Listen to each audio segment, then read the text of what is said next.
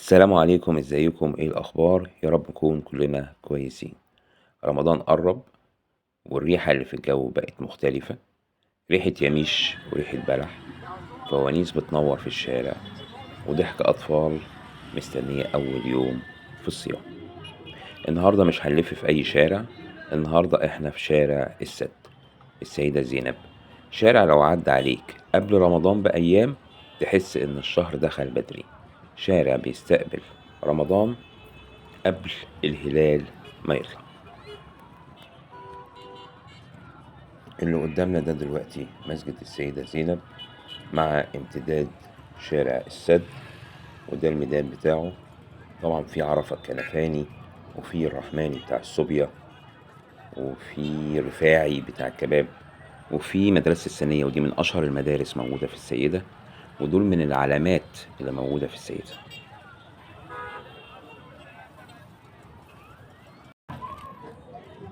من أول ما بتدخل شارع السد تحس إنك دخلت عالم تاني. فوانيس متعلقة من حيطة لحيطة، ألوان أخضر وأحمر وذهبي. أصوات البياعين وهي بتبيع يميش رمضان يا صايم، بلح سيوي، بلح بالعجوة. المحلات هنا مش بتبيع، دول بيحتفلوا. كل محل عامل عرض، والناس واقفة بتختار العرض بتاعها وبتضحك. ستات شايلة شنط، رجالة بتسأل على أسعار، أطفال ماسكة فوانيس، والأنوار في كل مكان. شارع السد الأيام دي مش مجرد شارع، ده مشهد رمضاني حي. تحس إنك في مسلسل من مسلسلات زمان. نتفرج على الشارع ونرجع لكم تاني.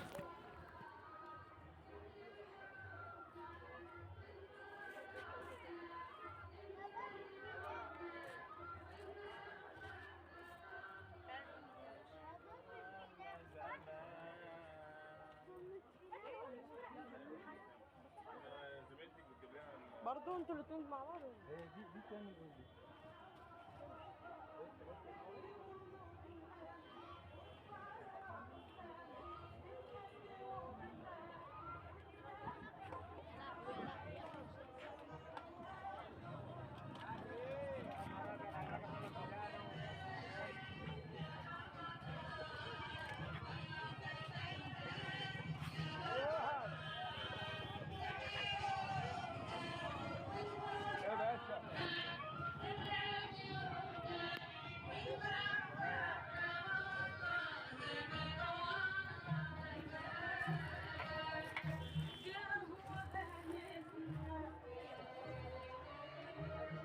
اللي بيميز شارع السد مش الزينة بس، الناس هنا بسيطة، وشوشهم مألوفة. تحس إنك أنت تعرفهم حتى لو أول مرة تشوفهم. هنا الجيران بيعرفوا بعض، والتاجر يعرف الزبون بتاعه، والكلمة الطيبة لسه ليها سعر. رمضان هنا مش موسم، رمضان في شارع السد حالة. كل واحد بيستعد للشهر حسب إمكانياته، بس الكل فرحان. حالة من الأجواء البسيطة بتخش فيها. أول ما بتخش شارع السد بتحس إنك أنت في عالم آخر.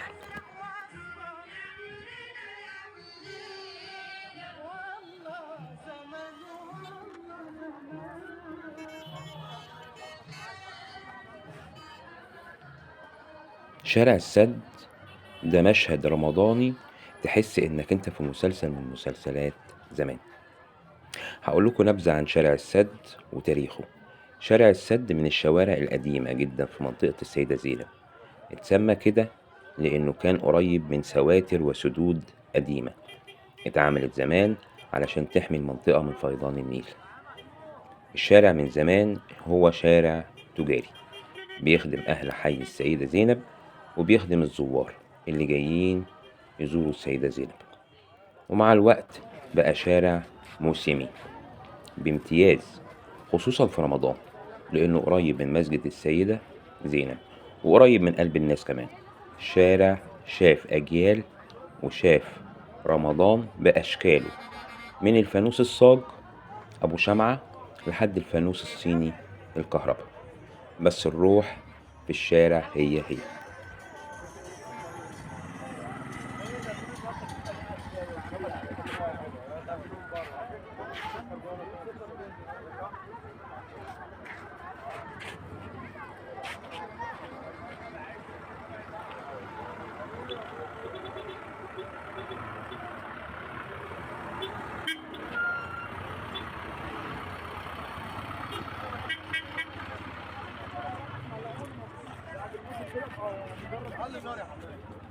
بصوا بيبيعوا حتى في الشارع المستلزمات بتاعة الطبخ، يعني دي الطواجن اللي هيعملوا فيها الأكل، حتى المستلزمات بتاعة رمضان هما جايبينها يبيعوها برضه.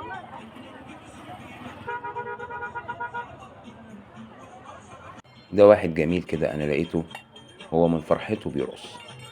نتفرج ونشوفه.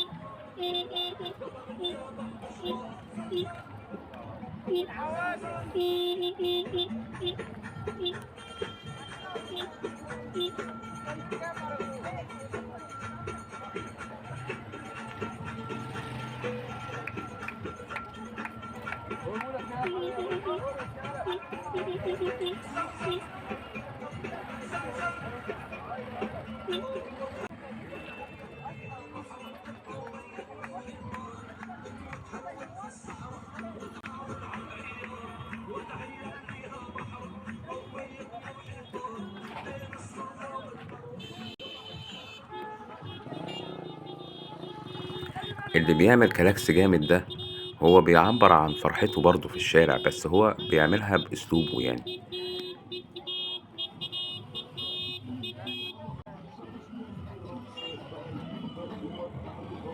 انتوا شايفين المنطقة كلها فوانيس وكلها منورة، والناس حاطة فوانيس في الأرض وحاطة فوانيس معلقاها، الناس ماشية بتشتري، اللي بيشتري ب10 جنيه واللي بيشتري ب20 واللي بيشتري ب500. الأسعار بتاعت الفوانيس بتتراوح من 20 جنيه لحد 1500 جنيه. دي أسعار الفوانيس في المنطقة. وطبعا هما كل سنة بيطلعوا الفوانيس بأشكال مختلفة وأشكال أجدد.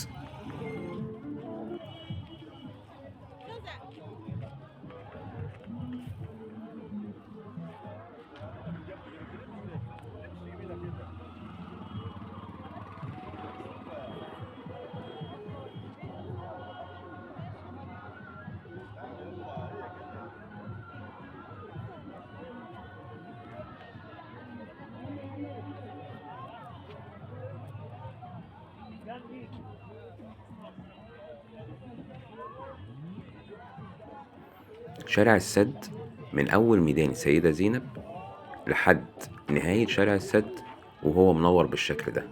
بيبيعوا فيه فوانيس، بيبيعوا فيه أكل، بيبيعوا فيه يميش رمضان، بيبيعوا فيه كل مستلزمات رمضان هتلاقيها في الشارع.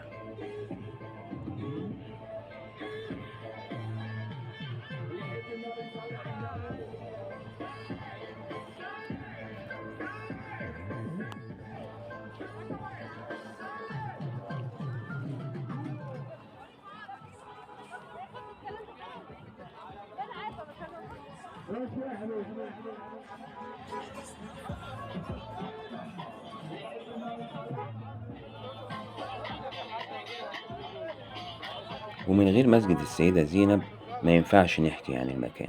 السيدة زينب بنت علي ابن أبي طالب وحفيدة الرسول صلى الله عليه وسلم، جت مصر بعد أحداث كتير في حياتها، والمصريين استقبلوها بفرحة وحب. ومن ساعتها المسجد اتبنى في أكتر من مرحلة، وأول بنائه كان مسجد بسيط، ومع مرور السنين والتوسعات اتجدد أكتر من مرة لحد ما بقى بالشكل اللي انتوا شايفينه ده دلوقتي المسجد مش بس مكان للصلاة، ده ملجأ روحي للناس كمان، بتيجي تدعي وتفضفض وتحس بالراحة والأمان. وفي رمضان المكان ده بيكون ليه هيبة خاصة، تراويح ودعاء ودموع وأمل في المكان نفسه. شهر رمضان بالنسبة للسيدة زينب والمكان نفسه وشارع السد ليه هيبة كبيرة قوي، وليه مراحل خاصة ومشهد رمضاني تحس انك انت موجود في مسلسل من مسلسلات زمان.